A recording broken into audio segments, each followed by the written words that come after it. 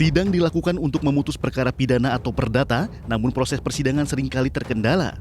Salah satunya terkait kondisi kesehatan terdakwa yang mempengaruhi jalannya sidang. Sejumlah kasus tertundanya persidangan karena alasan sakit pun sempat menjadi sorotan di tanah air. Seperti yang terjadi pada 8 September 2019 lalu, Majelis Hakim Pengadilan Tipikor Jakarta harus menunda sidang kasus perkara jual beli jabatan di lingkungan Kementerian Agama dengan terdakwa mantan Ketua Umum P3 Romahur Muzi atau Romi. Sidang dengan agenda pembacaan nota keberatan atau eksepsi atas dakwaan Jaksa Penuntut Komisi Pemberantasan Korupsi harus ditunda karena terdakwa Romi mengaku sakit. Selain itu, pada Desember 2017 lalu, sidang perdana kasus korupsi EKTP atas terdakwa mantan Ketua DPR RI Setia Novanto harus diskor sebanyak 3 kali. Hal ini karena Setia Novanto mengaku sakit, meski akhirnya sidang dilanjutkan kembali. Tidak hanya itu, pada Agustus 2015 lalu, Majelis Hakim Pengadilan Tipikor memutuskan menunda sidang dengan agenda dakwaan atas terdakwa Otto Cornelis Kaligis. Hal itu diputuskan Majelis Hakim setelah mempertimbangkan kondisi kesehatan Kaligis yang tidak bisa mengikuti persidangan. Sidang pun ditunda selama sepekan. Namun hal berbeda terjadi pada Didik Wicaksono, terdakwa dalam kasus penipuan di Pengadilan Tangerang. Meski Didik mengaku sakit hipertensi atau darah tinggi, Majelis Hakim tetap meminta terdakwa untuk melanjutkan sidang. Hal ini pun memicu tim kuasa hukum mengajukan keberatan, karena seharusnya hakim meminta terdakwa untuk diperiksa kesehatannya. Akhirnya, dalam kondisi sakit, sidang dengan agenda eksepsi tetap dilanjutkan. Kembali di Cerdas Hukum, pemirsa, bersama saya Egit Hapsari dan praktisi hukum Alvin Lim. Saat ini telah hadir narasumber kami, Bapak Farid Wajdi, anggota Komisi Yudisial 2015 hingga 2020. Selamat malam, Pak Farid. Ya, selamat malam. Apa kabar, Pak? Alhamdulillah baik. Alhamdulillah baik ya. Sebelum ke Pak Farid, saya akan lanjut dulu mengupas soal kasus yang dialami oleh Pak Didik. Pak Didik, tadi dari tayangan yang kita saksikan bersama, Pak Didik ini menjalani persidangan dalam keadaan sakit. Ini bagaimana ceritanya, Pak? Jadi sebelum persidangan, saya selalu periksakan kesehatan saya dulu ke dokter dan saya cek bahwa tensi saya memang tinggi saat itu. Karena riwayat saya sebelum ada kasus ini saya ada riwayat untuk tensi dan darah tinggi yang harus dirawat dengan berulang-ulang untuk minum obatnya. Nah, setelah saya dimasuk ke masalah ini waktu di persidangan dan saya ditanya sama Pak Hakimnya, nah, Pak Didi saat ini dalam keadaan sehat atau sakit? Saya bilang sakit, karena saya sudah dapat datanya emang saya sakit ini. Sudah diperiksa, ada surat dokternya? Waktu saat itu belum, cuman diperiksa aja. Saya bilang nih, nah terus katanya lanjut aja, kamu bisa minum obat aja, setelah obat pasti sembuh itu, karena cuma darah tinggi sama itu. Justru Majelis Hakim di sini menyarankan untuk meminum obat tertentu. Ya, obat Baik. tertentu ya. Selanjutnya bagaimana, Pak? Selanjutnya ya persidangan tetap berjalan terus. Dan padahal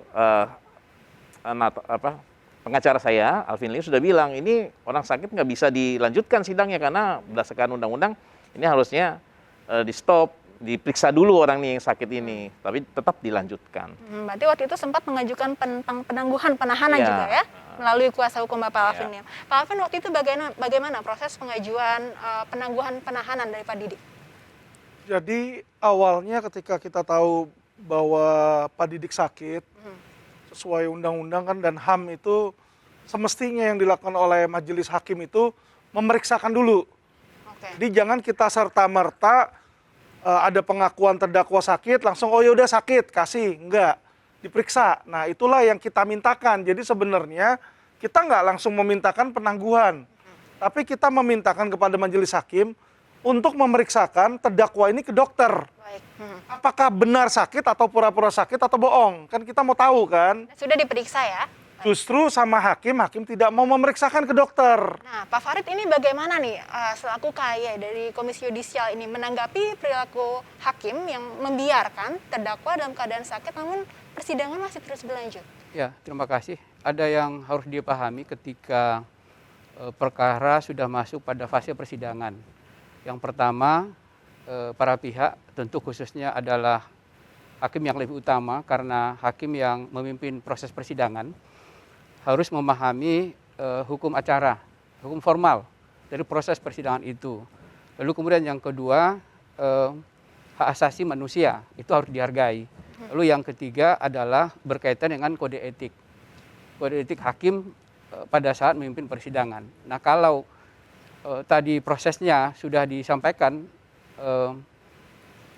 bahwa sudah menjadi keharusan ketika persidangan dibuka, ketua majelis sidang atau anggota yang diberikan kewenangan oleh ketua majelis sidang untuk kemudian bertanya kepada terdakwa apakah dalam keadaan sehat atau tidak. Ketika terdakwa menyatakan tidak, tadi sudah disampaikan alternatifnya. Tidak boleh serta merta juga dapat dipercaya, tapi harus diberikan kesempatan kepada yang ahli untuk memastikan bahwa pengakuan dari terdakwa itu memang benar adanya. Kalau kemudian misalnya hal-hal yang seperti itu dilanggar, baik menyangkut hukum acara, hak asasi manusia maupun juga kode etik, maka sudah patut diduga bahwa hakim telah melakukan pelanggaran kode etik. Kira-kira seperti itu. Oke, kalau gitu wewenang majelis hakim ini apa saja sih Pak dalam menentukan Kalau proses persidangan? menyangkut kewenangan majelis hakim memang sangat besar. Kalau boleh disebutkan dalam proses persidangan itu yang pegang tongkat komando atau dirijennya proses persidangan adalah ketua majelis sidang. Jadi sebuah proses persidangan dapat dilanjutkan atau dihentikan atau dilakukan penundaan itu memang kewenangan penuh dari ketua majelis sidang. Jadi dalam kaitan kasus yang disampaikan tadi, begitupun harus dipahami bahwa untuk menentukan seseorang sakit atau tidak itu bukan atas dasar pengakuan saja, bukan hanya atas dasar penglihatan fisik saja, visual, tapi merupakan kewenangan dari dokter, karena memang yang memiliki kewenangan sebaliknya di luar ketua majelis sidang di dalam ruang persidangan itu adalah dokter kalau konteksnya berkaitan dengan sehat atau sakitnya seorang terdakwa. Dan Pak Didik ini sudah diperiksa oleh tim dokter sebelumnya Pak?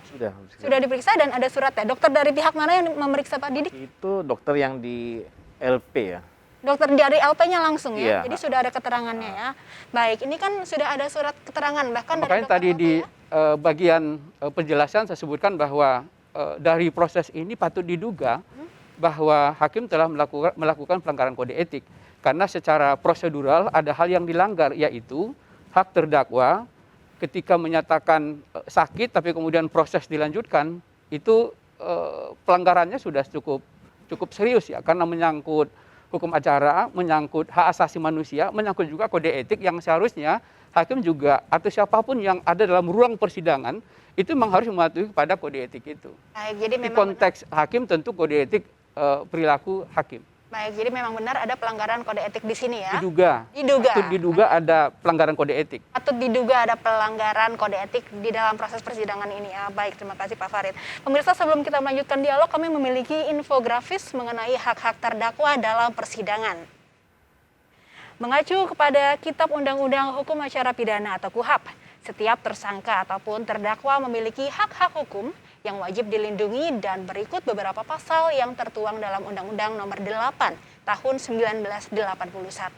Baik, Pak Farid, menanggapi hak-hak terdakwa yang ternyata diatur dalam Kitab Undang-Undang Hukum Acara Pidana atau KUHAP, bagaimana Pak Farid menanggapi pasal-pasal tersebut dan realitanya yang dihadapi oleh Pak Didik? Ya, hak ini melekat ya terhadap kalau konteksnya terdakwa, ini melekat kepada terdakwa. Apalagi kasus pidana itu melekat kepada personal. Jadi kalau misalnya dalam kasus yang ada si terdakwa menyatakan bahwa dirinya sakit, maka haknya untuk diperiksa oleh pihak yang independen, yang ahli, dalam hal ini adalah dokter. Dan dokternya tadi sudah benar bahwa itu dokternya rumah tahanan, maka sepatutnya ini menjadi bagian penting dari proses pengambilan keputusan oleh hakim, apakah kemudian terdakwa tetap diperiksa atau kemudian diberikan ruang untuk memulihkan rasa sakitnya, kira-kira seperti itu. Dan hak lain yang harus dipahami bahwa itu semua sebenarnya karena hak ini melekat kepada person dari si terdakwa dan sepatutnya siapapun, baik jaksa, apalagi pengacara, terkhusus lagi pada para hakim untuk memastikan bahwa hak-hak terdakwa ini memang diberikan sebagaimana aturan yang berlaku, baik menurut hukum acara, yang harus diperhatikan juga hak asasi manusia, Dan yang lebih penting lagi berkaitan dengan kode etik ketika hakim memimpin persidangan. Baik, Pak Didik gimana? Bisa sharing waktu menjalani proses persidangan ini berapa lama waktu itu dari 2015 hingga Saya tahun? 2015 sampai 2019 itu proses di polisi. Nah setelah itu baru saya dimasukkan ke P21, masuk ke kejaksaan. 2015 hingga 2019, artinya Nah, 3 tahun ya, ini dari jadi- penyelidikan hingga P21-nya. Karena waktu itu saat itu tidak kuat karena saya sudah melaporkan, saya juga ditipu dan surat bukti lapornya sudah ada. Saya sudah melaporkan itu. Jadi saya benar-benar ditipu. Saya tidak kenal dengan si Erik dan sudah melaporkan juga, tetapi tetap diproses di polisi juga. Terus dari pasal-pasal yang tadi kita tampilkan bersama, hak-hak yang harusnya diperoleh oleh terdakwa, menurut Pak Didik sendiri selama proses hukum berlangsung, sudah terpenuhikah hak-hak tersebut? Belum, tapi pas terakhirnya diperjuangkan oleh Pak Alvin, baru dapat hak-hak itu. Baik, nah Pak Farid ini sebetulnya bagaimana? Ini proses dari penyelidikan hingga P21 memakan waktu kurang lebih 3 tahun, memang secara aturan memang diperbolehkan ya Pak? Saya tidak ingin masuk kepada wilayah non persidangan, tapi dari kasus itu saya dapat 2 catatan. Yang pertama, seharusnya kalau memang proses yang disampaikan tadi benar adanya, itu persidangan batal demi hukum, karena memang ada pelanggaran. Kemudian yang kedua, tidak ada kata terlambat kalau kemudian memang yang dicari adalah pembelajaran penting dari proses itu untuk melaporkan hal itu kepada Komisi Yudisial. Memang proses hukumnya tetap berjalan, tetapi perilaku hakimnya akan memberikan contoh kepada hakim-hakim yang lain menyangkut hak, apalagi hak para terdakwa, karena duduk sebagai terdakwa bukan pasti orang yang bersalah, karena berlaku asas praduga tidak bersalah. Jadi perlakuan terhadap terdakwa itu harus tetap manusiawi, harus sebagaimana yang diatur di dalam perundang-undangan, dan juga hakim harus mengikuti kode etik. Dan konteks kode etik, saya pikir ini sangat serius kalau memang benar adanya seperti yang disampaikan itu. Sangat Tapi serius. sekali lagi tentu dalam kaitan ini proses keterangan atau penjelasan bukti dari dokter yang mengatakan bahwa terdakwa pada saat itu sakit, itu tentu menjadi sebuah keniscayaan, prasyarat penting untuk proses berikutnya. Harusnya batal demi hukum ya. Nah, Pak Alvin ini sendiri bagaimana upaya-upaya yang ditempuh untuk memperjuangkan hak-hak yang harusnya diterima Pak Didik? Apakah sudah juga dilaporkan ke KAY? Jadi di dalam prakteknya ya, memperjuangkan itu tidak semudah yang tertera dalam KUHAP. Contoh dalam KUHAP dia bilang pengacara boleh membesuk tahanan kapanpun. Sekarang ini kita mau besuk tahanan di rutan, susahnya setengah mati. Udah dikasih surat, udah bagaimana, dia harus ikutin jamnya dia. Udah ikutin jamnya, sekarang alasan COVID. Jadi banyak tata cara yang ada secara teori, prakteknya itu beda. Jadi dasen sama dasolen itu berbeda. Nah, hal yang sama di dalam memperjuangkan hak-hak Pak Didik. Jadi saya udah bilang pertama kali, yang mulia tolong ini diperiksa ke dokter. Sudah diperiksa dokter rutan, tinggi.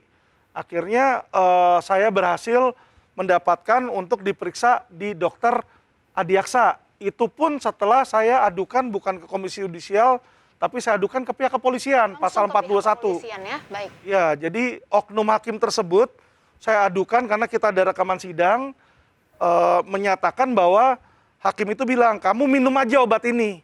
Sedangkan obat tersebut adalah obat keras yang hanya boleh dipreskripsikan oleh dokter internis. Nah, itu ada undang-undang kedokterannya, undang-undang praktek kedokteran. Jadi dengan hakim yang tidak memiliki izin dokter menyuruh seorang terdakwa, itu sudah ada dugaan ya, dugaan penyalahgunaan wewenang pasal 421. Betul ya Pak Farid ya, ini ada dugaan penyalahgunaan wewenang. Karena majelis hakim menyarankan minum obat. Pada konteks pernyataan bahwa sepatutnya hakim tidak menyebutkan merek tertentu, karena yang patut atau yang secara yang memiliki kompetensi untuk merekomendasikan obat itu adalah dokter. Jadi memang ada kekeliruan. Maka tadi saya sebutkan bahwa ada beberapa bagian penting untuk menyatakan bahwa itu patut diduga ada pelanggaran. Oke, baik. Terus upaya penangguhan penahanannya bagaimana Pak Alvin Jadi selanjutnya? setelah saya laporkan oknum tersebut ke pihak kepolisian dan diliput oleh media, hakim itu mulai setiap sidang bawa KUHAP. Jadi saya bilang, yang mulia, karena yang mulia sudah saya laporkan, ada nih konflik kepentingan. Anda sudah tidak bisa menyidangkan klien saya, jadi ini wajib diganti. Di situ. Jadi hakim juga kaget, dia bilang, kamu buat undang-undang baru. Tidak, ini ada pasalnya saya bacakan. Nah setelah itu berikutnya mereka bawa KUHP di situ. Nah, akhirnya karena mereka melihat perlawanan dari kita gigi dan kita memang mau menegakkan sesuai undang-undang, diberikanlah klien saya penangguhan berupa bukan penangguhan tapi pengalihan penahanan. Pengalihan penahanan. Jadi tahanan kota. Nah, kota, itu ya? sangat menguntungkan. Kenapa? Karena klien saya jadi bisa berobat dalam hal rawat jalan gitu loh. Padahal ini yang sudah periksa bukan cuma dokter rutan, tapi jaksa pun membawa dokter dari rumah sakit kejaksaan. Jadi tim dibawa 3-4 orang beserta ambulan, diperiksa benar-benar, darahnya dites, semua dites, dan hasil konklusifnya ini perlu rawat inap. Jadi disitulah maksud saya, semestinya hakim itu jangan ragu-ragu, berikanlah hak terdakwa. Karena kenapa? Kalau mereka takut itu mengurangi masa tahanan, sudah diatur oleh SEMA, ada yang namanya tweeting atau pembantaran. Jadi kalau memang orang sakit, kasih dia kesempatan, mau dia 1 bulan, 2 bulan, 3 bulan, bantar, tetap dalam status tahanan, mungkin di rumah sakit kejaksaan, tapi tidak memotong masa tahanan. Jadi sebenarnya yang rugi adalah terdakwa di dalam hal penahanan, tidak menguntungkan terdakwa, tetapi kita memberikan kesempatan kepada terdakwa itu untuk sembuh. Oke, Pak. Jangan sampai karena seseorang sedang dalam masa sidang, kita lagi menentukan nih orang ini benar atau salah, tapi nyawanya jadi terkena. Benar. Baik, pada akhirnya hak-hak terdakwa kembali lagi ke Pak Didik, dan Pak Didik akhirnya berstatus sebagai tahanan kota ya. Betul. Berhasil ya mengembalikan haknya. Terima kasih saya ucapkan pada Pak Farid Wajdi, anggota Komisi Yudisial 2015-2020. Terima kasih sudah hadir bersama kami dan terima kasih keterangannya. Baik pemirsa, bagaimana cara agar masyarakat paham akan risiko yang terjadi mengenai pinjam pakai nama perusahaan ini? Kita akan membahasnya sesaat lagi, tetap di Cerdas Hukum.